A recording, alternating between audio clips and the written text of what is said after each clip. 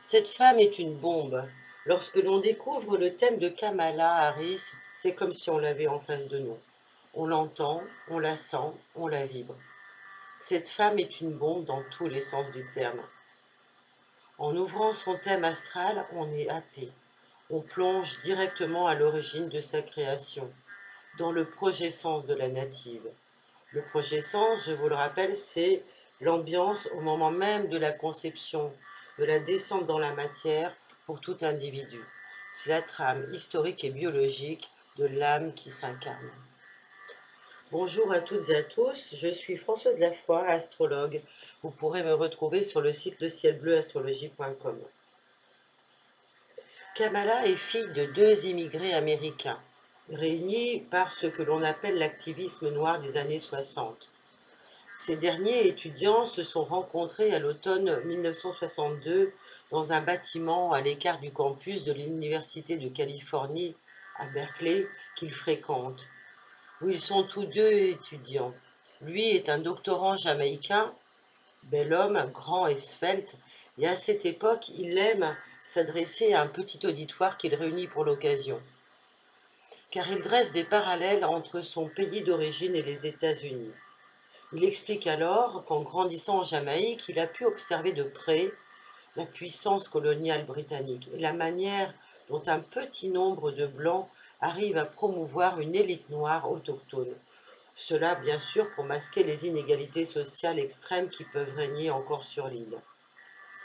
Elle est une étudiante en médecine. Elle s'appelle Shyamala Gopalan.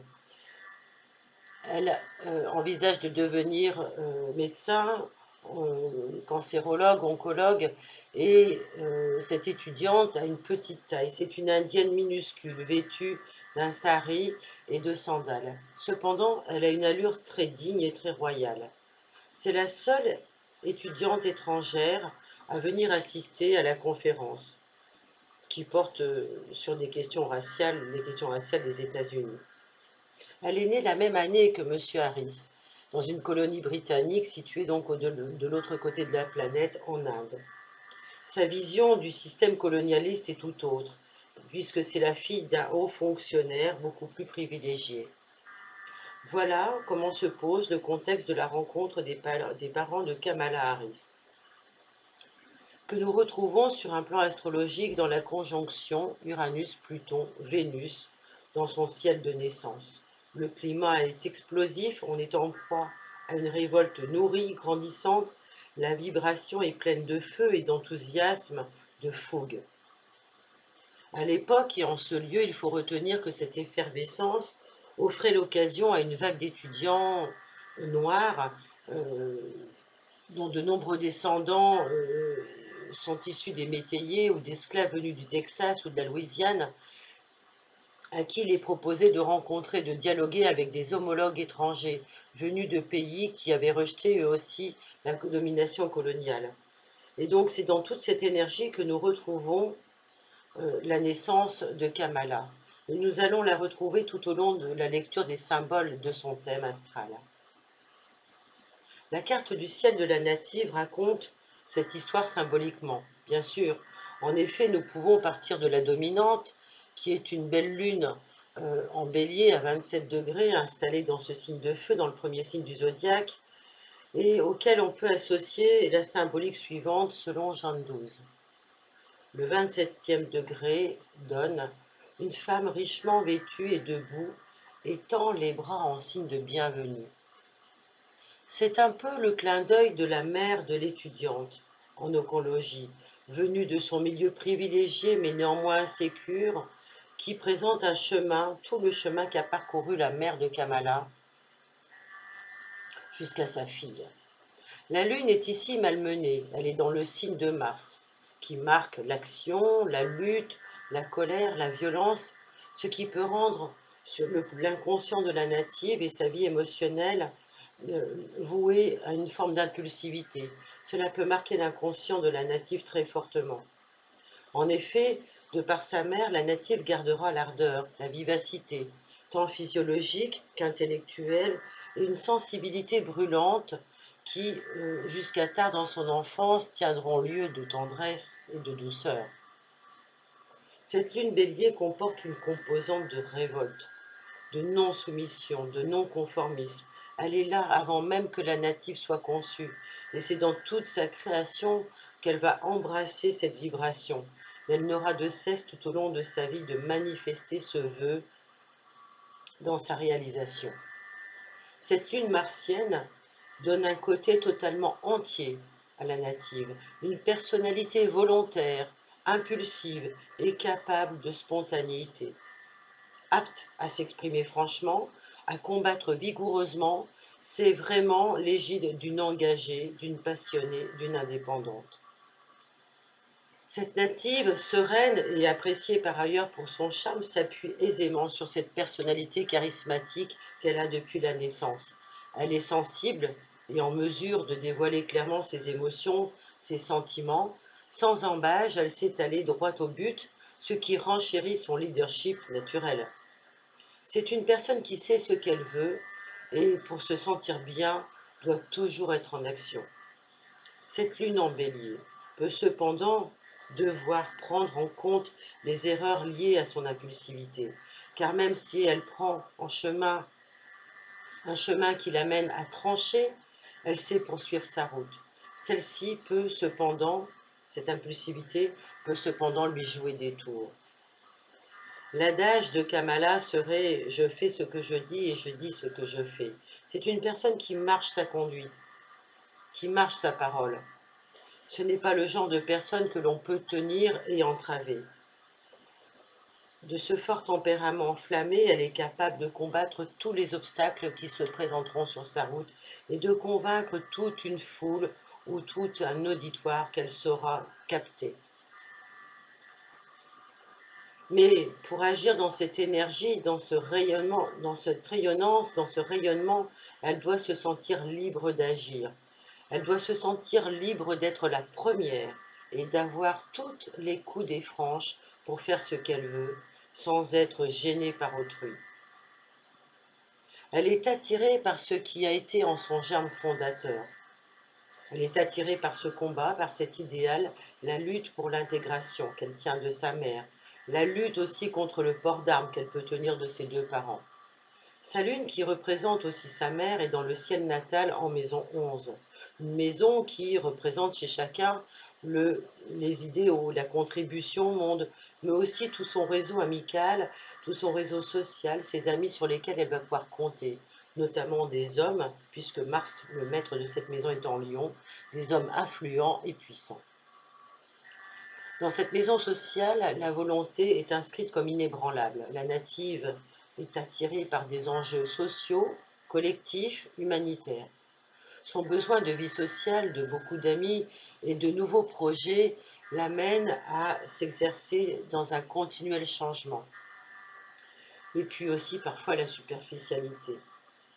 Cette disposition astrale peut aussi la soumettre à des événements dans lesquels elle se sentira confrontée à l'extérieur, en permanence.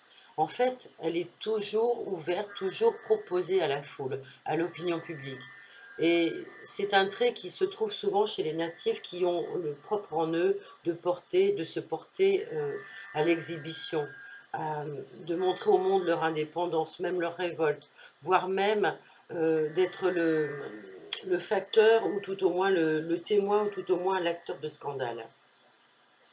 Le côté sombre de cette lune en bélier est l'impulsivité, vous l'avez compris, mais aussi les colères, les caprices, la précipitation, l'impatience, le besoin également de se quereller, de lancer une dynamite en fait, et de rester sur un ton de la discorde sous-jacente pour avoir toujours le dernier mot. Cette lune donne la capacité à agir sur un coup de tête, de prendre des décisions rapidement, mais parfois sans tenir compte des autres ou de l'autre. Et cette native, pour se sentir dans cette mouvance, doit toujours avoir un nouveau projet en tête. Et nous le verrons, car cette native possède un soleil en balance, ce qui peut quand même atténuer le côté déséquilibrant de cette lune impulsive, de cette lune fougueuse, de cette lune colérique. Le soleil en balance peut l'amener à exiger un compromis avec l'autre et de tenir compte justement de la présence de l'autre. Alors, cette lune, il faut voir que dans le thème, elle est opposée au soleil, qui lui-même est en balance, et cette lune qui représente en fait le couple parental, le féminin, le masculin, dans son attractivité, c'est d'abord le coup de foudre. Cette opposition donne le coup de foudre. C'est la complémentarité de deux êtres qui se rencontrent et qui vont ensuite peut-être évoluer sur l'extrême de cette vibration, c'est-à-dire la haine ou le rejet par incompréhension respectif et mutuel. Ça, c'est ce qui va se passer dans le couple parental des parents de la native. Cette lune, qui figure dans le ciel natal dans l'hémisphère ouest, exige de la native elle-même qu'elle soit reliée à ses semblables. Cette native ne peut pas faire comme si elle n'était pas offerte au monde. Elle doit se réaliser dans le collectif. Cela lui donne le besoin apparent de s'extérioriser, d'avoir un public, d'avoir une très grande vie politique, mais tout cela, c'est l'empreinte aussi de sa mère qu'elle rejoue. Cette lune est en bel aspect avec Mars en Lion, avec son maître. Ce Mars qui est en Lion lui donne une action encore plus noble, puisqu'il est donc le maître de la maison 11, une action vouée donc au collectif, et son destin tout entier à cette femme va servir le collectif, non seulement, mais surtout, retenez-le, l'évolution globale de l'humanité. Elle va savoir affirmer sa différence et libérer l'humanité de certaines normes collectives. Elle va amener en fait un changement. Elle va vouloir toujours innover, agir en chef, puisque c'en est une, et prolonger l'action, certainement, le dessein de sa mère qui n'a, à l'époque, pu faire que ce qu'elle a pu, ce qui était déjà grandiose. Ce Mars en Lion en maison 3 est en aspect bleu, c'est-à-dire en aspect facilitant, positif, avec cette lune. C'est le même élément qui les contient, c'est un élément de feu. Donc c'est un élément d'initiative, c'est un élément de chaleur, c'est un élément d'impulsion. L'agir de la native est donc souverain. Elle aime être en poste de commandement et elle sait très bien se tenir sa place à ce rôle. Son action et sa communication sont en perpétuelle quête de connaissances, on va dire supérieures, spirituelles ou novatrices.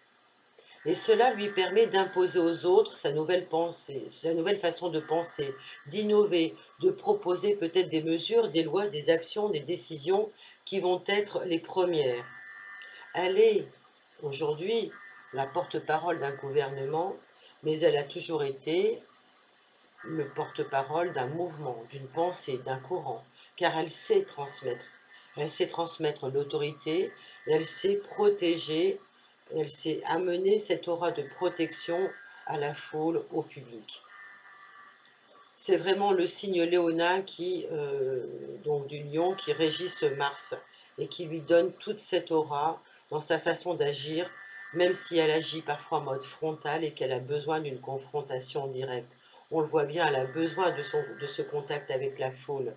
Elle est certainement, on dirait, plus à l'aise dans ses confrontations avec le public, avec la scène, que l'est un artiste sur scène. C'est vraiment une femme politique. Avec toutefois, en plus de cela, le charme et la beauté de son signe solaire, la balance. Elle agit avec une telle présence qu'il est impossible à autrui d'ignorer l'éclat qui rayonne d'elle. Tout pour elle est l'occasion de briller, et l'occasion de montrer, de manifester au monde une harmonie, une beauté.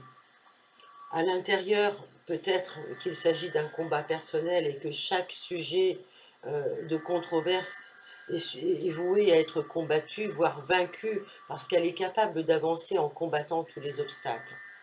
Elle sait les combattre, elle sait surmonter aussi sa fatigue, elle est déterminée à vaincre. Elle ne sait pas non plus parfois se préoccuper des considérations philosophiques. Quand elle est dans son combat, elle est sans ménagement des avis extérieurs et elle n'a pas peur du regard d'autrui. Même si cet aspect-là, on pourra le voir par après, peut quand même être sous-jacent. L'essentiel pour elle est d'être dans son combat ou dans sa prestation rapide et efficace. C'est une des positions les plus combatives qui soit. Elle sait s'imposer avec aisance, facilité, ce qui l'aidera tout au long de sa carrière et de son ascension politique, qui est loin d'être finie. Elle a besoin d'aimer ce qu'elle fait, elle est guidée par son cœur pour agir. Le Mars est en Lion, donc c'est le signe du cœur. Elle peut conduire sa vocation à un destin héroïque. Elle est amenée même à franchir, à manifester peut-être des décisions par des actes courageux que d'autres n'auraient pas osé faire avant elle. Cette lune, si on revient à la lune en bélier, d'une façon générale, la marque aussi qu'elle aura un destin qui va s'enrouler autour d'un besoin certainement inconscient de reconnaissance, un besoin peut-être grandissant aussi avec l'engouement du pouvoir.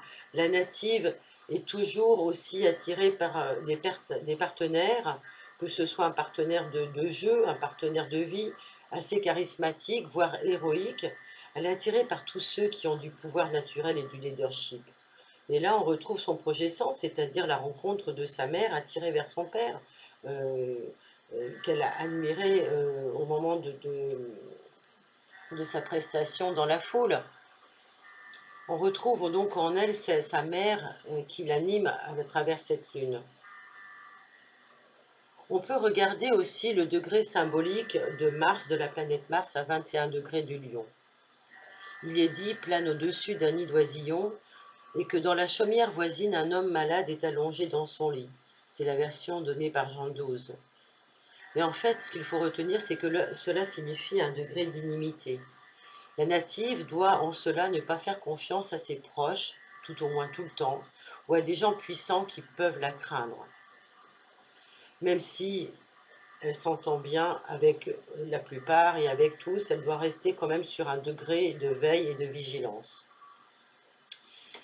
C'est à ce moment-là que il m'a été suggéré de comparer son thème avec celui de Churchill.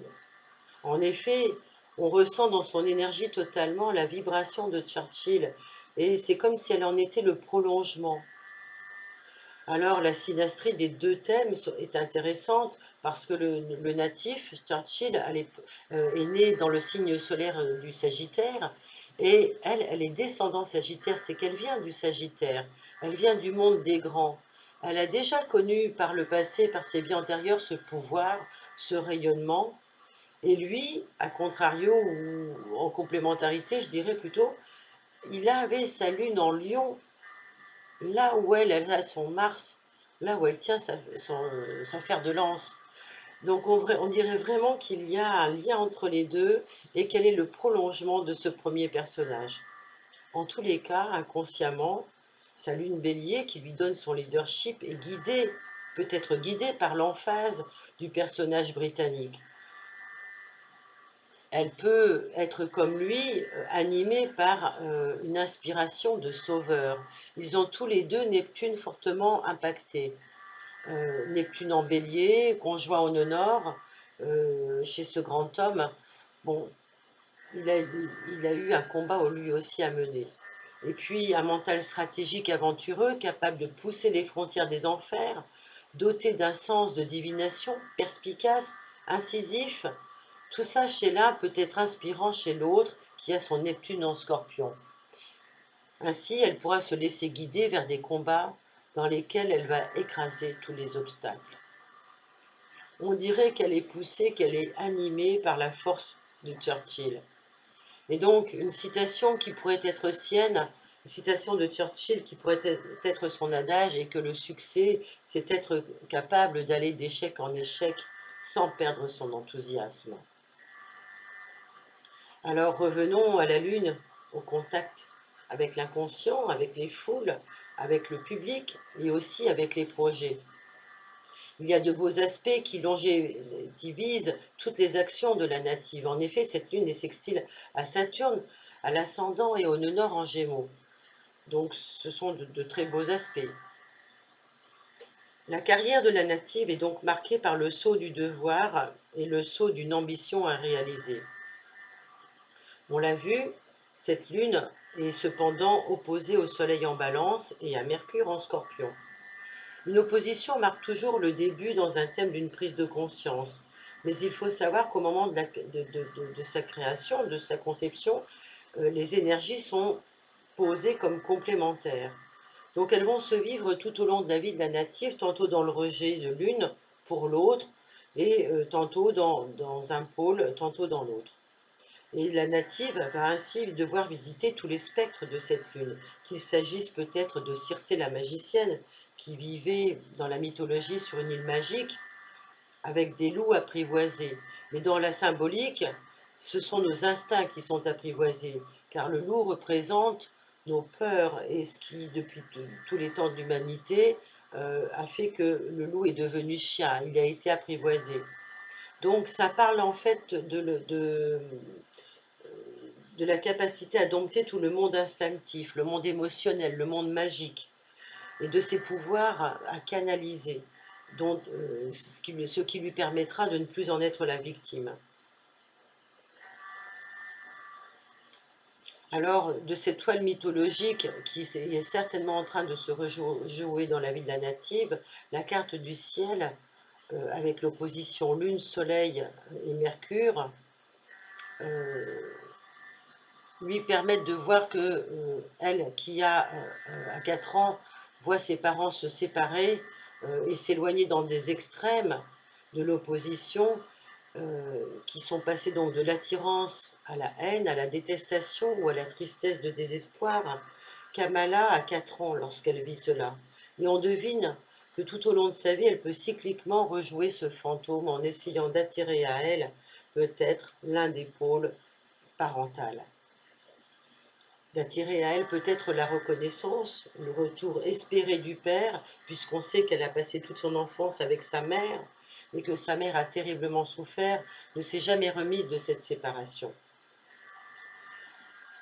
Un rapport qu'elle n'arrivera peut-être pas totalement à maîtriser, tant l'éducation qu'elle a eue s'est faite loin de celui-ci. Alors peut-être que tous les hommes qu'elle aura rencontrés, les hommes importants de sa vie, et notamment, on va dire, le dernier, celui qui l'amène à la tête de l'État, Joe Biden, peut représenter une imago de celui-ci, comme quelqu'un, comme un personnage étant promis à la bonne place et à qui elle ne peut surtout rien refuser. En effet, lorsqu'en fin 2019, elle abandonne la course à la présidence, elle avait quand même concouru à la présidence, c'est l'enterrement de la hache de guerre, de tout ce combat mené par ses parents. Et c'est le soleil en balance qui intrinsèquement n'aime pas le conflit, qui là va prédominer. Donc on est sur une extrême de l'opposition. Elle veut croire aussi en la beauté possible du personnage qui se présente à travers Joe Biden et qui lui présente lui-même un tapis rouge, sur un tapis rouge d'Atlas à tenir. Donc le grand écart se fait et cette femme qui souhaitait arriver à la présidence, finalement, se laisse rattraper par son adversaire, qui se propose donc de s'allier à elle. Donc le grand écart se fait, nous passons de la Lune au Soleil en Balance. Le Soleil en Balance est en maison 5, dans son domicile par analogie, puisque là c'est la maison du Lion. Et dans cette maison, on va parler de créativité en général. C'est là qu'un Soleil en maison 5 va se mettre au service de l'amour, mais aussi des enfants, des plaisirs, de tout ce qui va être procréativité, créativité et bonheur, et aussi l'estime de soi. Donc ce qui compte davantage, c'est ce qui plaît. C'est la beauté des choses, c'est l'harmonie, c'est la justice, ce sont les rapports équilibrés, les rapports esthétiques, c'est le lien esthétique entre les choses et les êtres. C'est pour cela qu'elle incarne très très bien cela.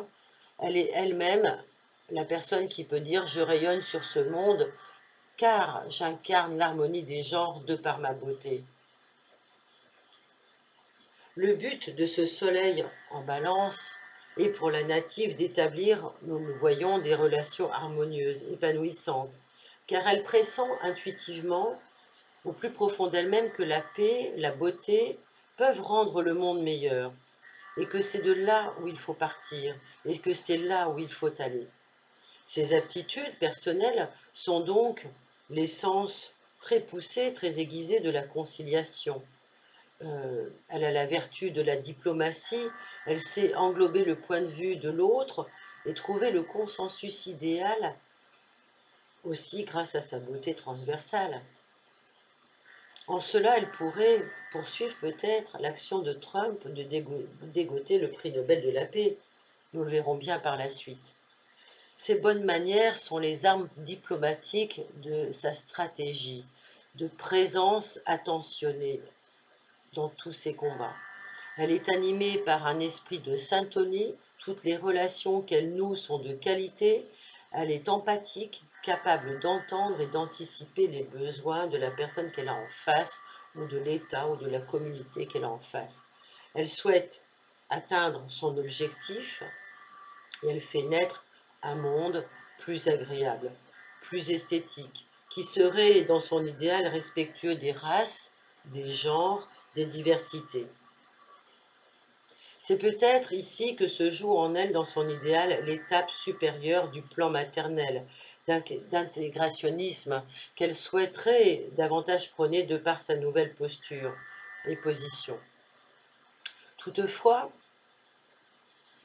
nous devons penser qu'à la lumière de ce signe balance qu'elle incarne admirablement, subsiste l'ombre de l'énergie, et que cette opposition, qui est une aptitude, en fait, à se laisser aussi influencer, à faire profil bas devant un conflit éventuel, et que, loin de vouloir combattre, on peut parfois vouloir éviter le conflit. On peut vouloir accepter des concessions parfois douteuses, appliquer des règlements arbitraires et sacrifier le bon sens personnel à des injonctions collectives dirigées. Et c'est là où toute sa dimension politique va prendre son aspérité, va prendre sa véritable mesure, parce que la native va être jugée, va être évaluée sur ses chefs. Et elle se situe vraiment dans ce rapport de vigilance vis-à-vis de la foule, de laquelle elle sera attendue, évidemment. En effet, le risque est pour elle qu'elle se coupe de son rayonnement naturel, authentique, à devenir naturellement le porte-parole d'un sens, d'un idéal qui est le sien ou qui n'est pas le sien, mais qui pourrait en être le prolongement.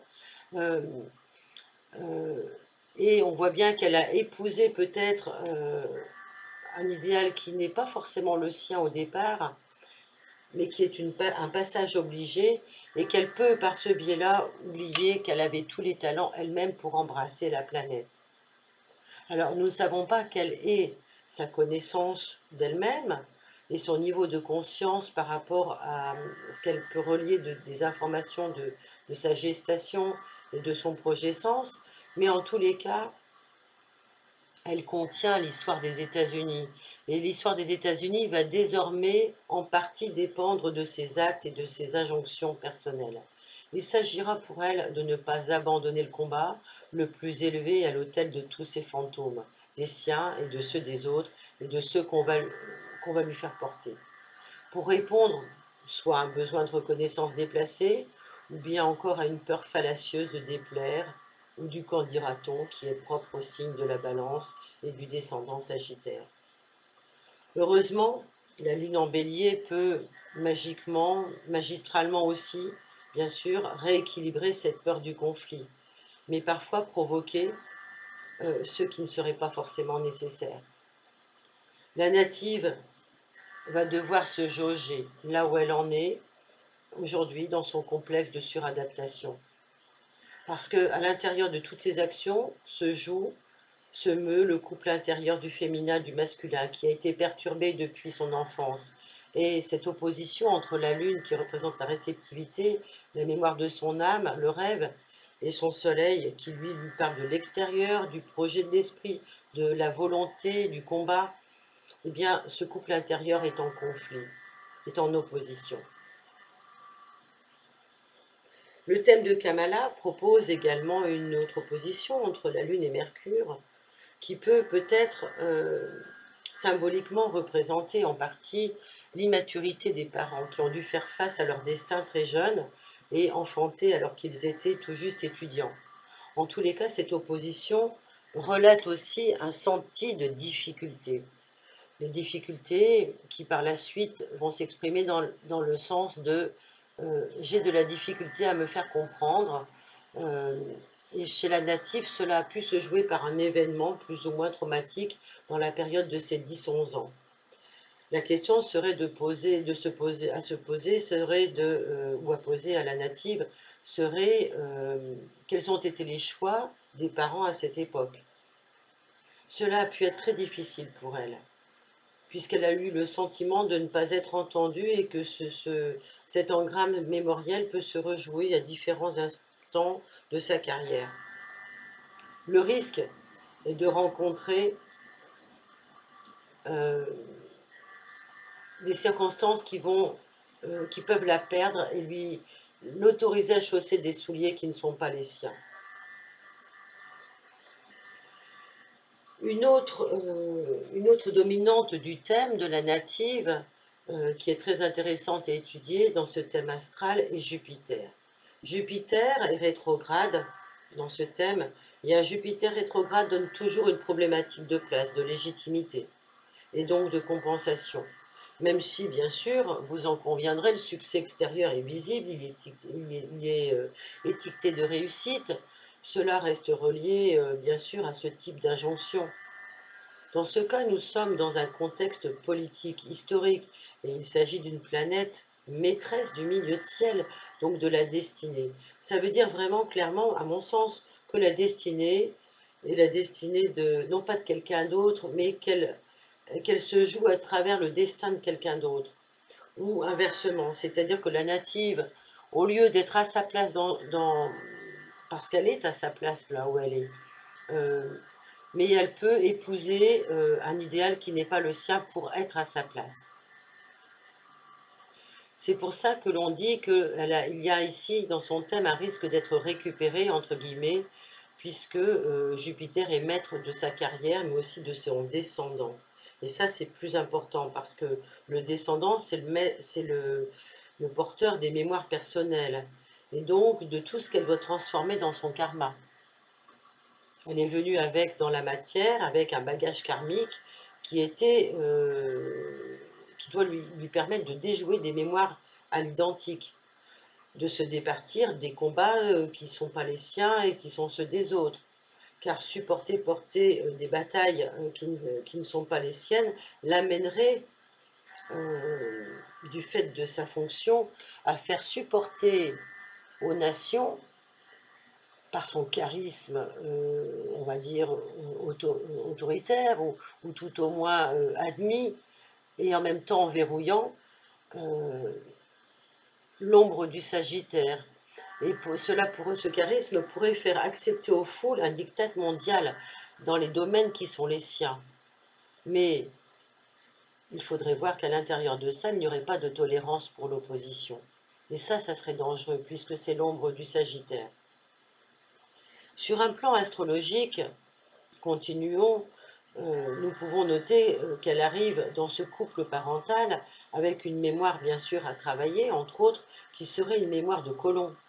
Donc, peut-être que cette mémoire de colon resterait dans l'ombre de ce doute, le nerf de la guerre à corriger aujourd'hui, en ayant le discours de quelqu'un qui prône le contraire, bien évidemment. Nous pouvons supposer dans le prolongement karmique du signe de la balance également qu'à plusieurs moments, la vibration énergétique a pu laisser filtrer le voile de la compromission. Et cela à différents niveaux de l'ascenseur social, l'attendu karmique devant se rejouer par expérience pour être visible. Donc si ça devait se reproduire aujourd'hui, c'est parce que cela se serait déjà produit par le passé et qu'elle n'aurait pas compris la leçon.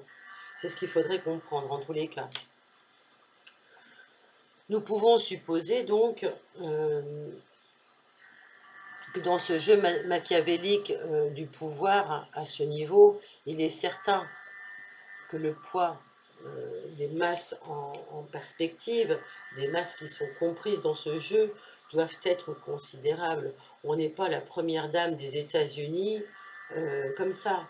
Et elle a dû certainement faire des concessions tout au long de son chemin, de son ascension sociale, pour trouver enfin à se réunir dans un seul corps politique, dans son seul corps. Nul n'est censé ignorer les forces en présence dans un tel choix programmé. Et si l'on veut suivre les considérations qui guideraient le fil rouge de la native, euh, on pourrait penser que ce fil rouge à suivre le serait pour une organisation mondiale organisée. L'acteur du moment, Joe Biden, n'est pas sans savoir qu'en s'offrant sa concurrente, sa rivale potentielle, il obtiendrait le point de bascule de Trump, son principal rival à l'élection présidentielle. Il sait très bien qu'avec elle, avec Kamala en soutien, il est invincible et peut avancer sans crainte sur l'échiquier politique parce qu'il a ce joker obamesque. À la grandeur d'une aura féminine charismatique telle que la sienne, Joe Biden peut proposer au monde de clouer le bec aux républicains. Effectivement, en mettant un chien qui aboie devant lui, afin que les autres se plaignent du bruit et soient vus comme des anti-chiens, par exemple. Il ne fait que déplacer le focus du projecteur sur son adversaire. C'est très habile de sa part. Reprenons d'autres points du thème de Kamala venant soutenir cette thèse. Nous pouvons noter que celui-ci présente une mémoire de cerf dominant. Qu'est-ce qu'un cerf dominant? C'est Jupiter-Mars. La native a l'habitude de répondre à cette injonction. C'est une injonction qui oblige les femmes à se soumettre à la marque d'un homme, au désir d'un homme qui veut toutes les femmes à lui. Et pour cette femme en question, il s'agit de résister pour tenir son rang de première dame, si j'ose dire, sa place, sa dignité. Bon, c'est un petit peu le cas de figure pour toutes ces premières dames. Dès la conception, la native, on le voit, est appelée à un destin hors du commun. D'abord par l'engramme d'Uranus et de Pluton, qui se trame avec des mémoires émotionnelles de rejet, portées vraisemblablement par le père, mais par les deux parents. Car effectivement, les parents, ceux qui se sont connus lors de manifestations de droits civiques en Californie, dans les années 60, ont été animés par toutes ces populations qui étaient elles-mêmes rejetées. Et Kamala, depuis qu'elle est bébé, elle se promène de poussette en poussette dans toutes ces manifestations. C'est vraiment ce qui constitue son projet-sens, sa construction identitaire, qui s'empreint de toutes ses convictions. Mais aussi, nous pouvons noter qu'il y a derrière celle-ci, derrière celle des parents, il y a toute la condition des grands-parents. Ses grands-parents maternels, elle les rencontre lors de ses voyages en Inde. Et elle va se laisser aussi influencer, éduquer par ces hauts fonctionnaires éminents qui sont farouchement indépendants pour le grand-père et une militante avérée des droits des femmes pour la grand-mère. Donc il est question ici de combat, de légitimité cosmopolite. Alors même si elle est le fruit d'un amour coup de foudre, d'une rencontre explosive entre son père et sa mère, le contexte même de cette rencontre fait que on ne peut pas dire qu'elle ne soit pas désirée, mais elle n'est pas voulue dans un tel contexte où les protagonistes ne sont qu'étudiants et aux prises avec leurs idéaux. Et que de plus, on le voit dans le thème, papa préférerait peut-être un garçon, Soleil Mercure, et que maman a en horreur, ou peut-être c'est ce qu'elle souhaiterait de prime abord, mais qu'elle n'arrive pas, du fait de sa tradition matriarcale. Cette mémoire amène à voir que les parents de la native, respectivement, en fait, ont eu à souffrir de toutes ces engrammes émotionnels qui étaient dans leur bagage karmique à eux-mêmes et dans leur arbre généalogique. Peut-être qu'ils ont inscrit dans la mémoire de leur fille que être une fille, justement, c'est trop dangereux. Surtout d'être une fille de couleur. Car, en tout cas, il y a de la maltraitance dans ces symboles, Uranus, Pluton, Vénus, parle de mémoire de viol, de disparition, de présence d'une personne fort violente dans l'entourage familial. Et cela a pu se rejouer à différents niveaux des générations.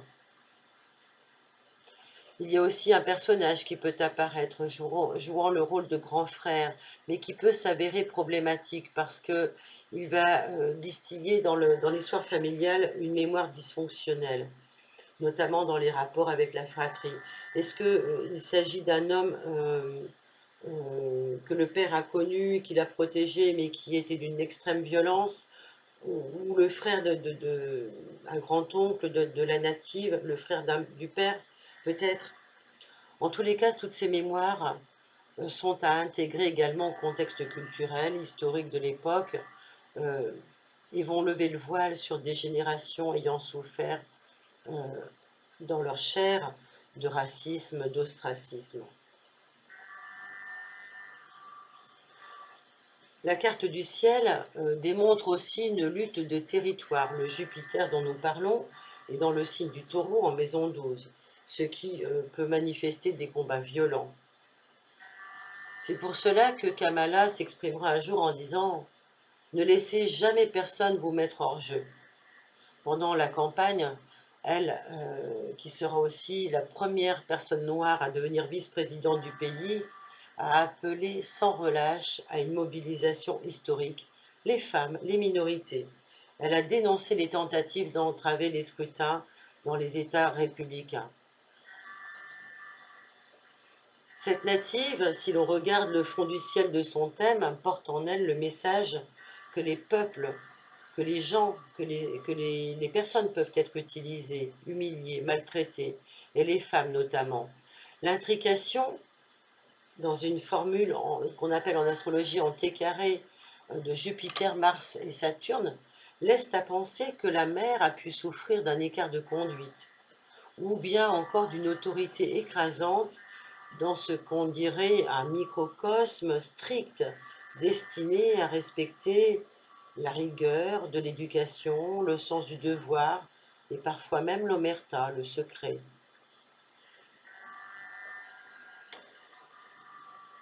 On dirait même que dans ces mémoires de violence, de viol, le prolongement qui est retiré manifesté chez la native se joue énergétiquement dans une injonction pour elle de devenir capable professionnellement de faire écrouer les coupables. Elle est procureure de la République par 2 fois, je vous le rappelle, et elle a pu juger et condamner notamment beaucoup de criminels. Alors sur un plan plus intime, toutes ces engrammes ne conduiront pas la native à désirer des enfants. Peut-être qu'elle en a même tout simplement été empêchée. En tous les cas, ce n'est pas la manifestation de sa créativité qu'elle aura retenue. Mais nous l'avons vu, son rôle et sa contribution sont beaucoup plus larges et c'est au monde qu'elle doit s'offrir, puisqu'elle doit amener un monde meilleur. Dans un thème natal, on va toujours aussi également pouvoir parler de parasitage, c'est-à-dire des mémoires qui sont, ou des énergies plutôt, qui utilisent le corps, la matérialité du natif pour exprimer, corriger peut-être quelque chose qui n'a pas pu être fait du vivant.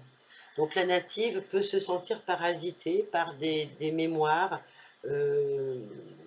appartenant à ses aïeux. Et on peut observer que les aspects qui sont dans le thème natal formés sous l'horizon de celui-ci nous indiquent qu'un événement trouble et violent a pu se produire dans la vie de la native lorsqu'elle était enfant, vers l'âge de 8 ou 9 ans. Un événement en mesure d'influencer celle-ci traumatiquement. Le genre d'événement qui fait que, à partir de ce moment-là, la vie bascule et il y a un sens qui va être pris dans une direction.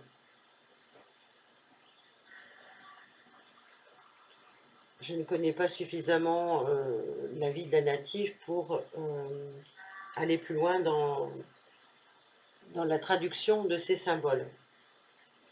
Si l'on regarde maintenant la destinée sous l'angle de Chiron, sous l'angle chironien, nous nous rendons compte que nous avons une impérieuse nécessité qui est donnée à la native de gravir les plus hauts sommets. Et pour comprendre l'ambition et la pugnacité de Kamala, il faut connaître sa mère, ce que nous avons fait, et leurs relations. Nous sommes ici dans un axe parental, dans la maison 10, qui est en face de la maison 4, et c'est toute l'attitude de la native avec le monde extérieur, et aussi les figures représentant l'autorité, qui vont se laisser influencer par sa relation avec sa mère, symbolisée par la maison 10. La planète Saturne qui en est le maître, ici, nous rappelle que c'est sa mère qui donne les premiers contours. Donc, il n'y a pas de surprise à ce que sa mère soit à travers l'État, la nation, aujourd'hui représentée dans la course au pouvoir et qui lui amène sur un plateau cette place de première dame ou de seconde du président des États-Unis. Jusqu'à il y a quelques années, les femmes vivaient d'ailleurs le principe saturnien par le contour de leur mari, parce qu'elles pouvaient effectivement exister à travers le mariage et prendre leur place dans le monde. Maintenant, on s'aperçoit que cette maison 10 peut aussi décrire des ambitions inconscientes ayant appartenu à la mère. Peut-être que c'était sa volonté de succès, d'indépendance et de pouvoir dans ce monde. Et cela se prolonge à travers sa fille, parce qu'elle ne l'aura pas vécu aussi loin qu'elle aurait voulu. Ses ambitions non réalisées donc auront un impact encore plus grand. Chez la maman de Kamala, chez Shyamala Gopalan, on peut observer un sentiment de vocation contrariée, car elle aurait certainement désiré que les horloges historiques lui permettent de vivre non pas une vocation de femme médecin, mais plutôt d'égérie politique intégrationniste. Alors, elle prolongera ce vœu pieux en Kamala, qui est depuis toujours poussée à la réussite, au dépassement. Depuis qu'elle est toute petite, elle subit un joug énorme en termes de pression, et sa plus grande réussite serait peut-être sur un plan personnel et intime d'apprendre à la désescalade de l'ambition pour être elle-même. Et d'écouter peut-être au fond d'elle la personne artistique qui sommeille en elle, qui est dotée d'ailleurs de grandes qualités d'artiste. Plus fondamentalement, Chiron dans l'axe de la maison 10, avec la synthèse du thème par ailleurs, révèle une teneur spécifique dans la relation au père. Celle-ci est chargée d'exigence, d'insuffisance, comme s'il y avait une ombre portée, une insatisfaction permanente, soit par une non-reconnaissance des talents de la jeune Kamala, soit par une absence ou une indifférence. Il s'agit bien évidemment du contexte où le père est inaccessible. Et ce complexe fait que quand le père est là, il peut apparaître comme autoritaire, intransigeant, voire même exclusif et tyrannique. Mais on sent à travers cela un mécontentement, une insatisfaction qui fait que la barre est toujours mise trop haute, inaccessible. Il y a une dialectique qui se joue entre le rapport au père et le rapport à la réussite pour la native. Et donc, l'échec possible peut donner un socle menaçant à toute réussite.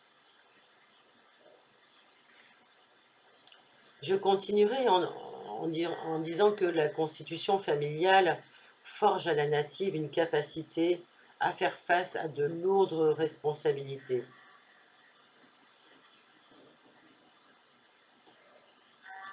La première aura été d'accepter, bien sûr, la lourdeur du projet Sens, la séparation de ses parents, mais aussi ses origines cosmopolites, dans un monde de l'Amérique des années 60. Et pour dire ainsi de sa mère, mais aujourd'hui, la plus grande dame qui regarde le monde doit aussi se regarder dans le miroir et voir son ombre, car c'est elle qui porte le poids de l'exil de toute la famille et du rejet de son milieu maternel. Vouée à réussir pour ne pas être en déshonneur et se reconforter d'un lien à la mère rejetée, qui a pu être une défaillance pour elle. Et oui, puisque sa mère était rejetée dans son pays natal, elle n'aurait jamais pu revenir, s'étant expatriée, elle n'aurait jamais pu être acceptée avec sa nouvelle famille. Et c'est de ce rejet que la native va nourrir peut-être ce besoin de compenser. En tous les cas, ça peut être l'une des teneurs de l'ambition qui se constitue dans une quête permanente pour la mère. Car si je réussis aux yeux du monde entier, je serai acceptable dans l'amour de ma mère. Et ma mère et sa descendance sera énergétiquement acceptée dans l'arbre généalogique maternel hindou.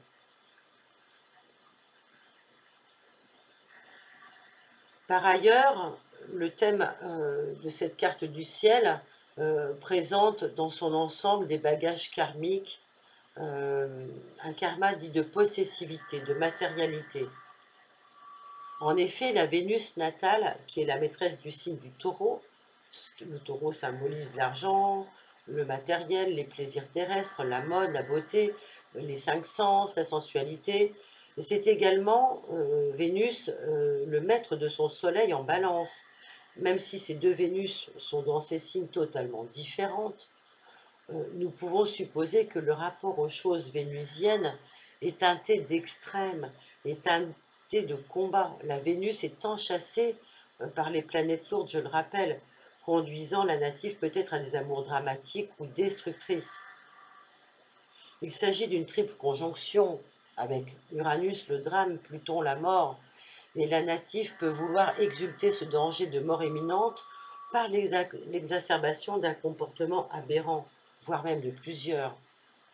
Des comportements aberrants qui seraient dans son quotidien liés au monde de la chair, du matériel, du sexuel, et ainsi peut-être de développer des relations affectives dans une problématique d'attachement, de fixité, de jalousie.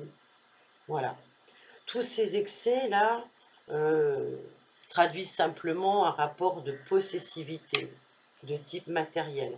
Parce que, à force de vouloir posséder les êtres aimés, les choses, cela peut conduire à des comportements addictifs, jusqu'à peut-être des comportements qui l'amènent à faire des achats, des dépenses compulsifs. Mais derrière tout cela, ce qu'il faut comprendre, c'est qu'il y a la peur, des peurs sous-jacentes, des deuils non faits. Alors en général, avec ce type de karma dans les signes fixes, il faut retenir que ces personnalités, malgré tout, elles sont des personnalités sur lesquelles on va pouvoir s'appuyer parce que ce sont des gens volontaires, déterminés, qui, même si ces personnes ont du mal à commencer les choses, vont jusqu'au bout de celle-ci, être dans un grand pouvoir de concentration. Le projet sens de la native peut se rejouer ici, à ce qu'elle soit toujours, par exemple, dans une problématique de manque, ce qui aurait pour but de créer une avidité ou une course permanente si elle continue à se laisser à nourrir le loup de la peur qui l'inciterait à vouloir toujours plus. Elle doit en fait apprendre à se contenter, à se rassurer surtout avec tout ce qu'elle a, et à se faire confiance. Alors dans ce karma, il y a la prise de conscience à faire d'un schéma hérité qui est à relier à l'insécurité du contexte au moment de la conception. La native doit apprendre tout au long de sa vie à se détacher de cette instabilité qui est reliée à ce projet sens, et non pas à autre chose. Maintenant, je vous propose d'observer le Saturne de Kamala, qui est en maison 9 dans le signe du Verseau. La leçon portera sur la sphère philosophique avec un Saturne en maison 9, la sphère philosophique ou spirituelle, ou encore le domaine des voyages. La native doit apprendre à sortir de la matérialité pour s'ouvrir à un monde spirituel, à son être supérieur notamment, à son soi supérieur, à sa foi intérieure et au voyage intérieur infini par la méditation. Et lorsque avec Chiron, le message n'est pas entendu, l'individu va voir Saturne lui bloquer la sphère matérielle par des échecs de toutes sortes ou encore des obstacles multipliés.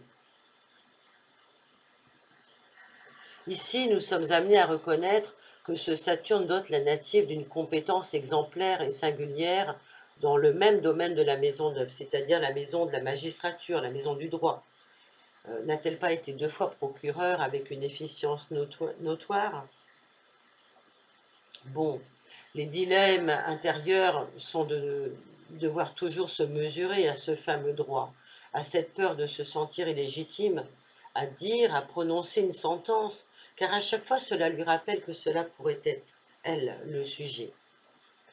Mais c'est par cette porte saturnienne que l'entrée à la Maison Blanche se fait, ouvrant la voie d'une prise de conscience de sa déité, de sa supériorité, à laquelle, au moment même de la sortie, et même avant, il serait fort probable qu'elle se dise « Je suis tout, j'ai été tout et je ne suis rien ». Il me fallait franchir cette porte pour le savoir. Actuellement, la native, qui arrive à l'un des sommets les plus prestigieux de sa gloire, est dans le contexte de Saturne en transit. Saturne revient à sa position natale, et en même temps, dans le thème, transite le nœud nord à la place du nœud nord originel, en Gémeaux. Alors, ce transit de Saturne va réveiller le carré à Jupiter, ce qui va venir à nouveau soulever le problème de légitimité. Le problème est de mettre dans ce combat tout ce qui est à sa de voir dans ce combat tout ce qui n'est pas à sa place et de veiller à ne pas laisser des interférences se créer. Et c'est exactement ce qui se passe avec ces élections pour lesquelles les comptages sont sulfureux et loin d'être terminés.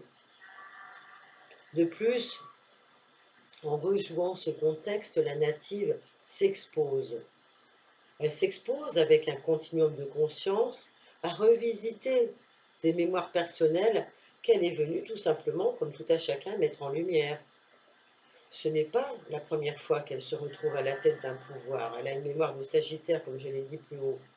Mais il se pourrait bien qu'elle soit ici confrontée au mensonge de sa mise en place, dans l'intrication des combats subjectifs et respectifs de tous les protagonistes en jeu. Au cours de sa vie, elle devait et doit sortir de la vibration sagittaire pour aller vers son ascendant en Gémeaux, c'est-à-dire apprendre à voir les choses avec légèreté, à savoir bouger, s'adapter, à s'ouvrir à d'autres formes pensées beaucoup plus simples et aérées, à d'autres façons de faire dans le but de cultiver une curiosité toujours plus grande et une sorte d'humour à toute épreuve. Mais elle ne doit pas oublier en chemin de grandir, d'oser, de rester quand même dans le monde des grands, de s'expanser, d'aller au bout des choses, notamment dans la spiritualité. Elle doit, dans cette vie, élever son idéal et le mettre en lumière, à la lumière de tous. Elle doit devenir un guide, sans quoi elle souffrira de devoir rester dans l'ombre, toujours incomplète, forcée au mensonge, même si elle est à la place de la première ou de la seconde dame des États-Unis. Peut-on d'ores et déjà dire que son idéal est atteint? Je ne pense pas, bien au contraire. Et bien qu'elle fût promue à l'un des postes les plus honorifiques en ce monde, son vrai combat est ailleurs, car son authenticité, son dessein réel est d'ouvrir une nouvelle voie, peut-être celle de la présidence des États-Unis, à une femme noire américaine. Le projet sens de sa nativité l'installe dans cet engramme énergétique de la Vierge, appelant également une mémoire de servitude, d'utilisation. Soit la native se connaît et comprend que ici se jouent des pilotes clandestins, des schémas hérités de son arbre familial, qui l'ont incité à reproduire une problématique de légitimité et de servitude.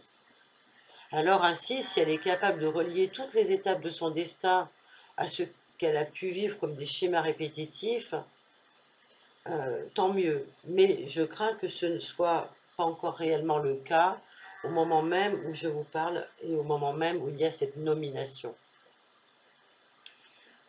De plus, on peut ajouter qu'il y a dans son thème natal d'autres sortes de conflits qui sont constitués. Ils sont tous reliés à l'interdit de la réussite, à l'interdit de la renommée. Et cette ascension peut très bien amener également sa chute, à travers le prisme d'un homme qui pourrait conduire à sa perte. La question que l'histoire va lui poser est de savoir ce qu'elle pourra faire de l'opportunité donnée et quels seront les fers de son joug.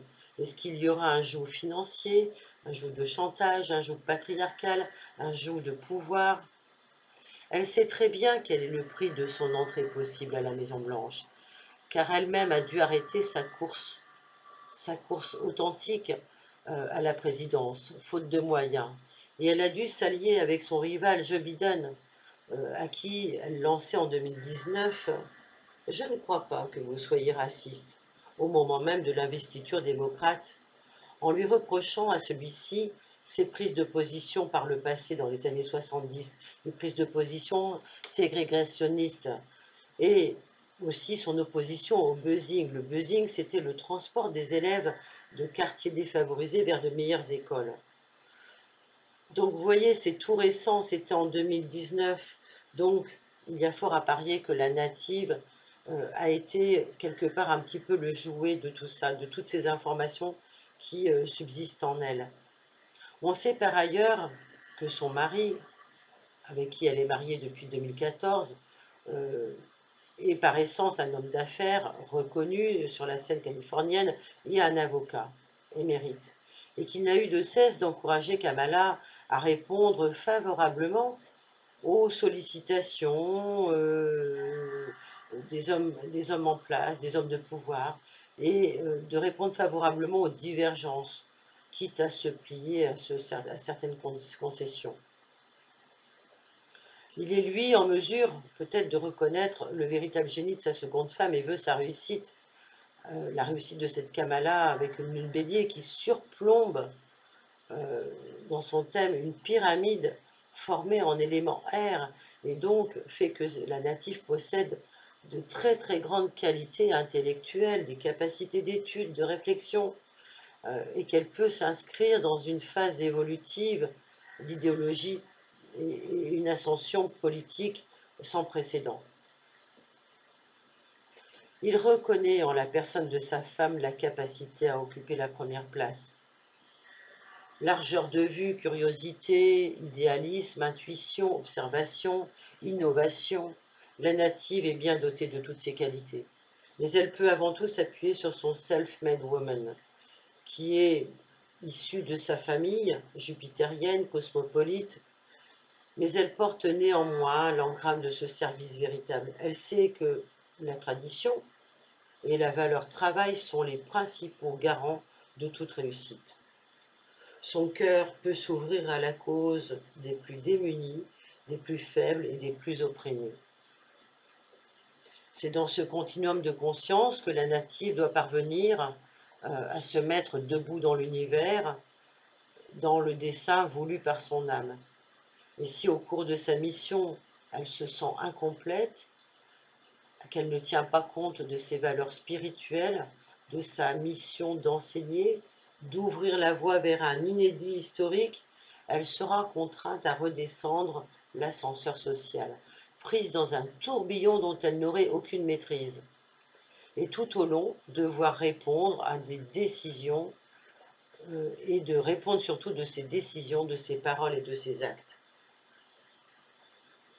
Aujourd'hui, au moment de sa nomination prochaine, nous observons que Saturne va parcourir, comme je vous l'ai dit, par transit, pour les semaines et les mois qui viennent, son milieu du ciel. Cela, comme Saturne va être exalté dans le signe du Verseau, peut lui promettre une ascension fulgurante. À mon sens, elle devrait pouvoir se maintenir en poste, et cela durant quelques mois jusqu'au moins en mars 2023.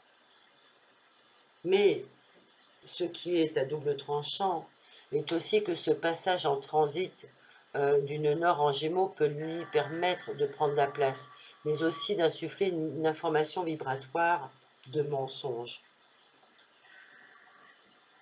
Et donc, cela nous permet de dire jusqu'où ira-t-elle pour se servir de sa parole, de ses dons, et pourquoi pas les pervertir. Le test étant dans l'axe des maisons 1-7 d'apprendre à s'affirmer, à décider de façon indépendante et autonome. Le mieux aurait été qu'elle soit élue comme représentante des États-Unis. La figure charismatique qui fait surprise ces jours-ci rayonne par son intelligence et sa beauté subjugante, et tant mieux car elle est régénérante. Et nous en avons grandement besoin. Mais n'ayons garde d'oublier que si à un certain niveau, quoi qu'il arrive, il n'est pas décent et ou possible de refuser à ce stade une place aussi honorifique, car la pression est telle que les combats humains peuvent paraître bien accessoires.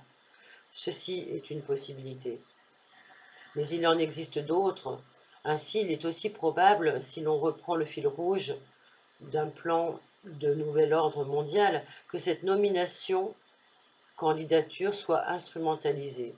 Car César du meilleur rôle pour le plus grand dessein du nouvel ordre mondial, du nom d'une homme qui souhaiterait à terme une population uniforme sans différence raciale sous couvert d'un régime unique universel. Qui de mieux que quelqu'un de couleur, combattante dans ses gènes, combattante avec les luttes ségrégationnistes. Le comble serait pour cette belle âme d'ignorer les travers illusoires et égotiques d'une énergie de sauveuse qui l'habite, car cela pourrait largement conduire à un glissement de terrain de son idéal spirituel, qui est de sortir des griffes du colonialisme comme on instaurerait une parité naturelle sans tomber dans le piège d'une revendication type féministe à outrance. La native, Kamala, vient au monde avec ce que l'on appelle dans sa psychogénéalogie le parasitage, l'information génétique, l'injonction de réparer, de poursuivre le combat de l'un de ses aïeux. Et celui-ci, et c'est certainement celui de son grand-père, qui est lui privilégié par l'Empire britannique colonisateur et le jouet de ce dilemme, puisqu'il est pour l'indépendance.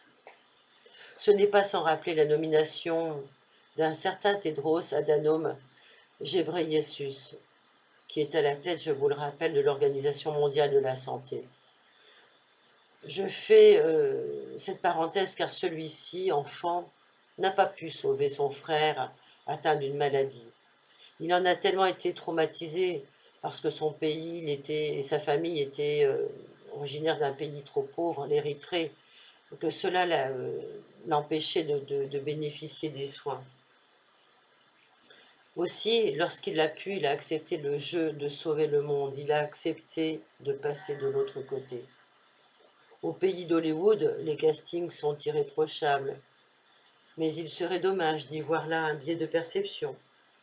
Je terminerai des plus simplement la lecture du symbole suivant de son thème, le carré croissant de Jupiter à Mars, qui indique, d'une façon générale, que toute son action, toutes ses décisions sont des réponses, je précise souvent inconscientes, à un diktat intérieur ou extérieur, comme si,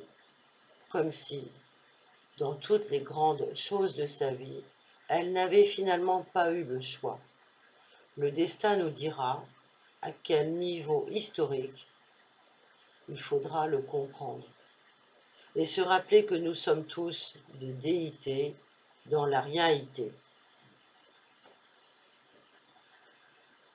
Puis, en dernier point, si le transit actuel de Saturne sur son milieu de ciel permet un engagement dans la prise de responsabilité, je suppose qu'en mars 2023, début 2023, Camilla sera confrontée à un choix, soit de quitter la scène politique, soit d'ouvrir le bal sur une libération quelconque.